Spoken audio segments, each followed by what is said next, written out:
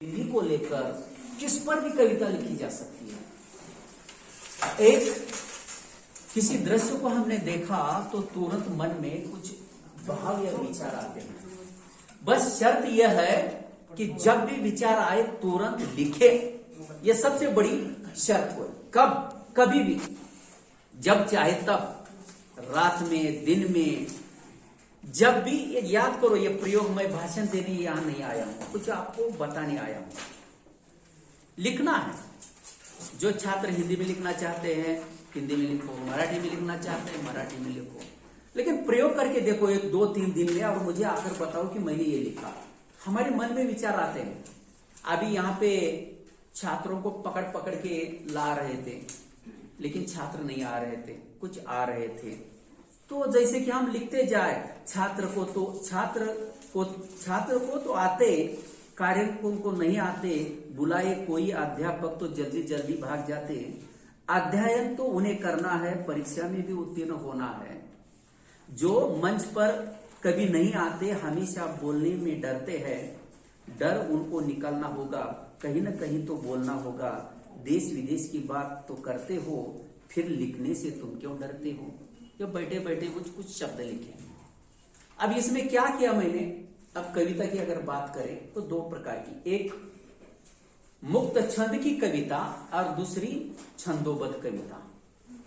छंदोबद्ध कविता में तुक आता है और मुक्त छंद में तुक की आवश्यकता नहीं, आराम से कविता हो जाती है, लेकिन फिर भी उसमें लय आता है, गति आता है। अभी कुछ शब्दों को मैं यहां बताना चाहता हूं, ये बाद में धीरे धीरे हमें आ जाता है। अलंकार कुछ अपने आप भी आ जाते हैं।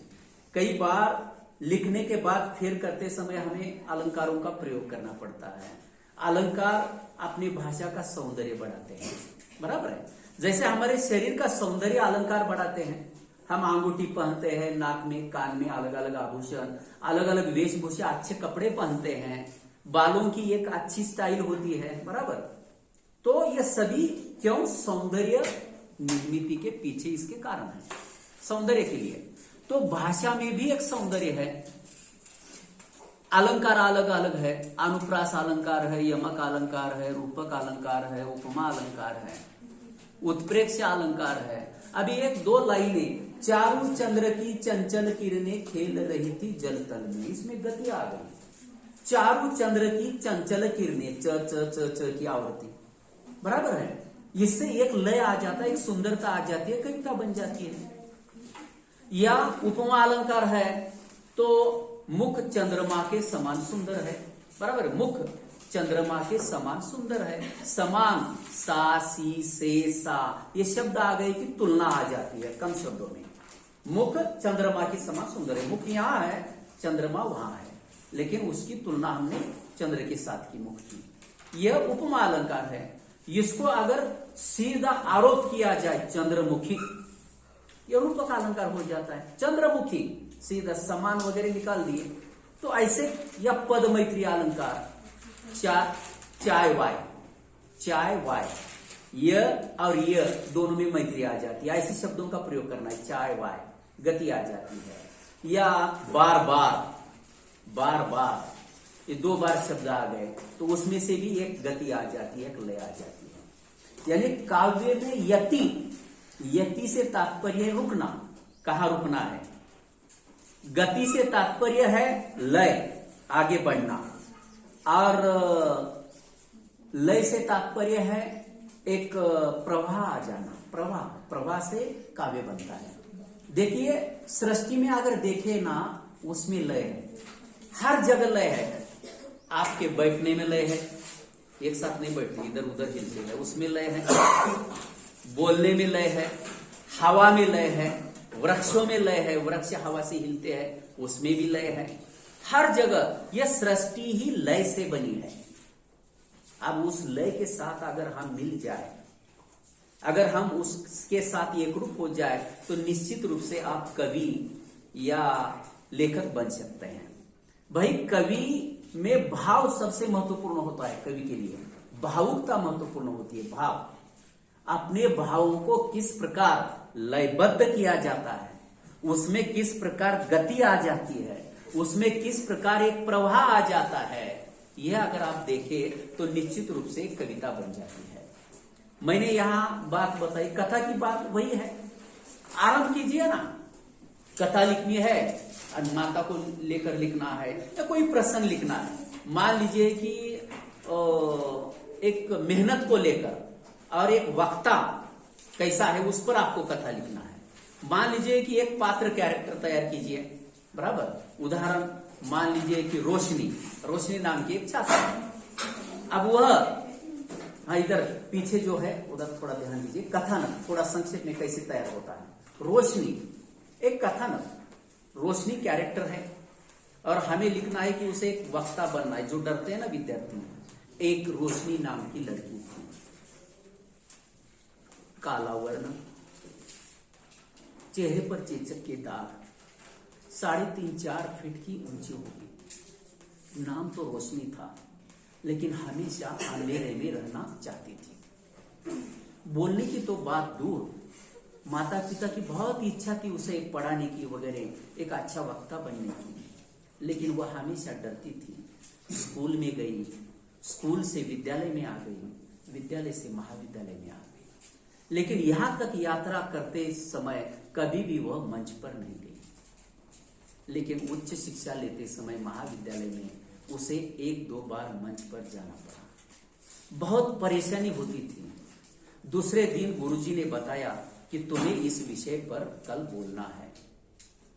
बहुत कोशिश की, मैं विचार में लगी रही रोशनी कि हर बार वह सर के पास जाती थी और कहती थी कि मेरा नाम काट दो, मुझे वहां जाना नहीं है, बोलना नहीं आता।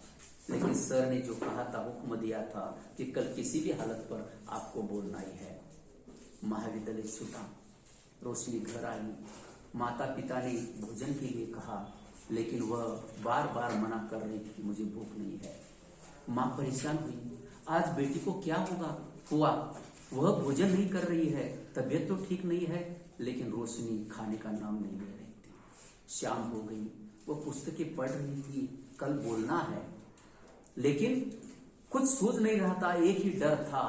उन्होंने कई बार पढ़ा, रात हो गई, रात के समय नींद नहीं आ रही थी। माँ बार बार आकर देख रही थी, बेटा तू सोती क्यों नहीं, तुझे नींद क्यों नहीं आती? लेकिन वह कुछ कह नहीं पाई। पूरा अंग बदन बुखार से तरस रहा था।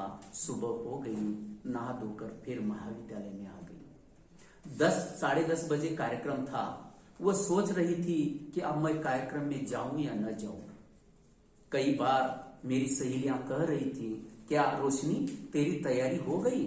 मैं कुछ नहीं बोल सकी। मेरे दिमाग में एक ही बात थी कि अब 10:30 बजने वाले हैं, वहां कितने लोग होंगे, मंच पर मैं क्या बोलूं। लेकिन गुरु के प्रति आदर था और गुरु ने तो आदेश दिया था, उस आदेश का अनुपालन भी नहीं कर पाती थी। 10 बजे आधा घंटा रहा, दिल की धड़कनें बढ़ने लगी। जैसे जैसे आगे समय जाता है वैसे वैसे मेरा एक अलग सा स्वभाव बनते गया। 10:30 बजे मैं कार्यक्रम में बैठी थी। पूरा शरीर एक पत्थर जैसा लग रहा था। 1, 2, 3 ऐसे एक विद्यार्थियों को बुलाया जा रहा था। एक विद्यार्थी टूटी फूटी भाषा में बोलते जा रहे थे। मेरा नंबर 7वां था। 5, 6, 7 कहते ही मैंने एक मशीन की तरह वहां गई, स्टेज डाइस के पास खड़ी रही और जो भी मैंने कल याद किया था वह पूरा याद किया हुआ मैंने बोल दिया। मेरे पास जो सामग्री समाप्त थी, मैं रुक गई और जैसे ही खत्म हुआ जगह आके बैठ गई। ऐसा लगा कि सिर पर बहुत भारी बोझ था, वह कम हो गया। बैठे बैठे फिर मैं बाकी के स्पर्धकों को देख रही थी। 7वां, 8वां, 9वां आ रहा था। देखते देखते मुझे लग रहा था कि 8वें नंबर का ये जो है गणेश, उसने काफी गलतियां की। 10वें के तो बीच बीच में रुक रहा था। मुझे लगा कि बोलते समय जो गलतियां होती है उसका मार्गदर्शन मेरे अंदर से मैं ही कर रही हूं। जब उसका परिणाम घोषित किया गया तो दूसरा क्रमांक मेरा आ गया। मैं इतनी खुश हो गई कि फिर बार बार मुझे लगता रहा कि मैं मंच पर जाऊं, बोलूं। 2 बार गई, 3 बार गई और आज मैं एक अच्छी वक्ता बन गई और रोशनी ऐसी वक्ता बन गई कि रोशनी को आज जिला स्तर पर, राज्य स्तर पर बड़े बड़े कार्यक्रमों में अलग अलग विषयों पर निमंत्रित किया जाता है और वह राज्य से नहीं दूसरे राज्य में, दूसरे देश में आज एक वक्ता के रूप में जा रही है। बस कहानी। अब मैंने यहाँ कहीं पढ़ा नहीं, या अपने कल्पना से यहीं पर बनाया, न रोशनी थी, न ये कथा नहीं थी मेरे पास। ये कथानक है धीरे धीरे, लेकिन ये लिखे ना 2, 3, 4 पेज वाला ये कथानक बन जाता है। पहली बार लिखे, दूसरी बार लिखे, तीसरी बार, चौथी बार उसमें और भी सुधार आ जाता है और एक अच्छे लेखक बन जाते हैं। अब आ जाते हैं कविता की तरफ। देखिए कविता 2 प्रकार की होती है। मैंने कहा एक छंदोबद्ध और दूसरी मुक्त छंद, यानी जिसमें छंद होता है और एक में मुक्त छंद। अब देखिए एक कविता छंदोबद्ध थोड़ी सी मैं बताता हूं। तो अंतिम जो अक्षर है तुक, तुक एक जैसा। कबीरा खड़ा बाजार में मांगी सबकी खैर खैर, ना किसी से दोस्ती ना किसी से बैर, खैर बैर।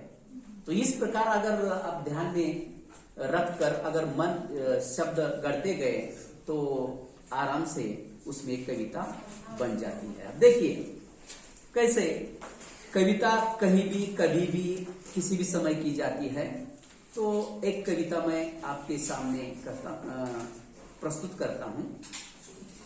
बात नेताओं की कहता हूं, विषय नेता को लेकर दिमाग में, बात नेताओं की कहता हूं।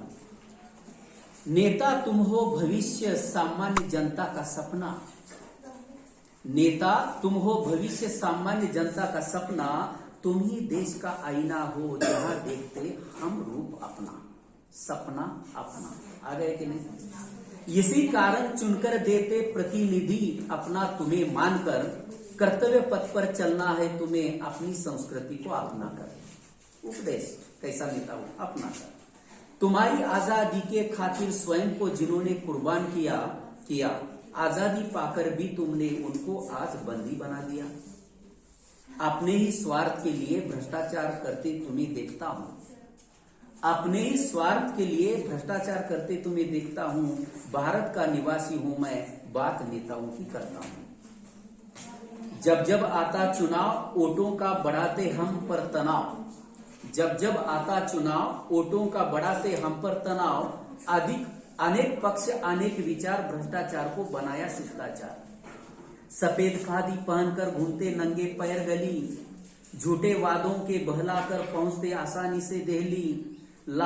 5 साल की सत्ता पाकर लड़वाते धर्म जाति के नाम, निरापराधों का खून बहाकर कितने करते हो काले काम। अकाल भूकंप के मौके पर झूठी हमदर्दी तुम्हारी देखता हूं, भारत का निवासी हूं, बात नेताओं की मैं करता हूं। यूरिया चारा और गोबर क्या क्या नहीं तुमने खाया, देखो यूरिया चारा और गोबर क्या क्या नहीं तुमने खाया, बोफर्स जैसे घोटा लेकर अपनी नाक को काट दिया। महंगाई बेकारी की आग में, महंगाई बेकारी की आग में गरीबी की भूख को जलाते हो, एसी के कमरों में बैठकर खुशियां दिवाली की मनाते हो। सत्ता लालच में तुमने दल बदलना सीख लिया। आज जो दल बदलू है ना, सत्ता लालच में तुमने दल बदलना सीख लिया। राजनीति के मैदान में गिरगिट को भी पराजित किया, गिरगिट सरड़ा। शहीदों को धोखा देता हुआ, शहीदों को धोखा देता हुआ पत्थर सा दिल तुम्हारा पाता हूं, भारत का निवासी हूं, बात नेताओं की करता हूं। लगते हो तुम कितने सभ्य खद्दर के कपड़े पहनकर, खादी के, लगते हो तुम कितने सभ्य खद्दर के कपड़े पहनकर, अपनों के लिए बने मसीहा दूसरों के लिए कसाई बनकर, कसाई खाटी। खुदगर्जों को क्या देखते हो, शहीदों की याद करो नेताओं। खुदगर्जों को क्या देखते हो, शहीदों को याद करो नेताओं। 56 भोग तो है ही, बासी रोटी को भी कभी देखो नेताओं। 56 भोग तो खा रहे हो, कभी बासी रोटी को भी देखो। मखमल पर थिरकती एड़िया को आसन पर बैठे क्या देखते हो। मखमल पर थिरकती एड़ियों को आसन पर बैठे क्या देखते हो। नंगे पैर कांपती एड़ियों को भी कभी कभी देखा करो। खेत में जाती हुई जब स्त्रियां हैं, खाली एसी में बैठ के थिरकती नृत्य करती स्त्रियों को तुम देखते हो, लेकिन ये मैदान में काम करने वाली हमारी स्त्रियों को देखो। रंगीन और नशेल रात पराई बाहों में तुम्हें देखता हूं, भारत का निवासी हूं, बात नेताओं की कर रहा हूं। यह कविता छंदोबद्ध कविता जो है वह, देखिए मैं नैनीताल गया था शॉर्ट टर्म कोर्स के लिए, और नैनीताल में बड़ा सौंदर्य है और उसको देखकर ऐसा लगता है, देखिए कवि की दृष्टि सुंदर होती है और सौंदर्य कविता को जन्म देता है। मन की भावनाओं को कागज पर लाने का काम एक सौंदर्य, तो सौंदर्य आप में चाहिए। आप किसी को देखते हैं तो उसकी सुंदरता को देखो। खेत में जाओ, एक पेड़ की तरफ देखो, उसका हिलना लहराना, उसकी सुंदरता। चांदनी रात में मैदान में बैठकर आकाश की तरफ देखो, सफेद काले बादल, उसको देखकर अलग अलग हमारे मन में भाव आते हैं। अलग अलग पशु पक्षियों के चित्र उस बादलों में हम देखते हैं। तो ये देखने का नजरिया, तो नैनीताल में जाने के बाद वहां की सुंदर आबो हवा, वहां के पहाड़, वहां के पेड़, वहां की दरिया, वहां के झरने, वहां के तालाब, इतना सुंदरता इतनी है कि फिल्मों में हम दृश्य देखते हैं ना, उससे भी वो पराजित करने वाले ऐसे सुंदर दृश्य है।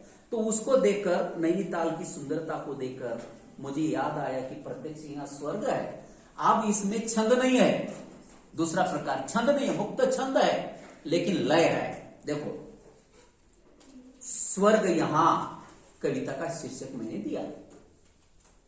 अपने स्नेहासिक्त स्वर में नैनीताल की आबो हवा बुला रही है हमें, बुला रही है हमें, और आकर हम यहाँ खो जाते हैं अपनी अपूर्णता में, सुंदरता के सागर में। चारों तरफ अटल खड़ी ऊंची पहाड़ियों की लड़ी, पहनकर हरा चोला, ताल के आईने में स्वयं को देखती, सजाती संवरती, वसंतोत्सव है मनाती। और यानी पहाड़ियों का जो चित्र तालाबों में दिखाई देता है ना, वह करते हैं रसपान इस सौंदर्य राशि का। अनगिनत पशु पक्षी, ओक पाइन देवदार, मानव भी बनाकर सभी को साक्षी। ओक पाइन वहां के वृक्ष है, हमारी ओर दिखाई नहीं देते। घनी अंधेरी रात्रि में वही पहाड़ियां टिमटिमाती अपनी आंखों से निहारती है रात्रि में। सोए हुए शिशुओं को मानो रक्षिता है वह इस सुंदर धरोहर की। और दाएं बाएं ऊपर नीचे घुमावदार रास्ते बना रहे गतिशील मनुष्य के जीवन को। पहाड़ियों की छाती को चीरती कोसी नदी पढ़ा रही है पाठ मनुष्य को जीवन का, जीवन के परिवर्तन का। यहाँ के मंदिर मस्जिद और गिरजाघर कराते हैं एहसास मानवता की संस्कृति का। और मिलकर सब यहाँ चल रहे हैं, दौड़ रहे हैं समय के साथ अपनी संस्कृति को लिए। अरे मनुज अब तू ही बता, हम जाए तो जाए कहाँ, असली स्वर्ग तो है यहाँ।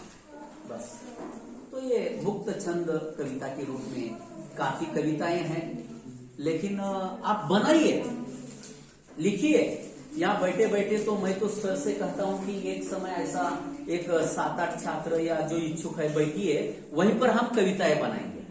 वहीं पर आपके द्वारा खाली बोलना है, गलतियां होने दो, तुरंत शीघ्र कवि बराबर है, तुक लगा के खाली बोलते रहो, कविता हो जाती है।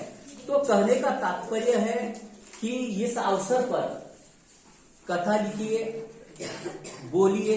जब तक आप बोलेंगे नहीं, देखो तब तक बात नहीं बनती। मराठी में कहा जाता है बोलणाऱ्याच्या आंबड्या विकतात आणि न बोलणाऱ्याचे गहू पण विकत नाही, बराबर। दूसरी एक कहावत है बढ़िया, देखिए, चिंध्या पांघरून सोनं विकाया गेलो, किसी ने कहा है चिंध्या पांघरून सोनं विकाया गेलो, सोनं विकता विकना। सोनं पांघरून चिंध्या विकाया गेलो, गर्दी हटता हटता। इसीलिए आप कैसा प्रेजेंट करते हैं, आपको उस पर आपका महत्व है, उस पर मूल्य है। मैं उम्मीद करता हूं कि इससे कुछ न कुछ आप ले और लिखने का प्रयास करें। आयोजक ने मुझे यहाँ कविता और कहानी निर्मित सृजन को लेकर बोलने का अवसर दिया, इसलिए उनके प्रति धन्यवाद ज्ञापित करता हूं और यहाँ अपनी वाणी को विराम देता हूं। बहुत बहुत धन्यवाद।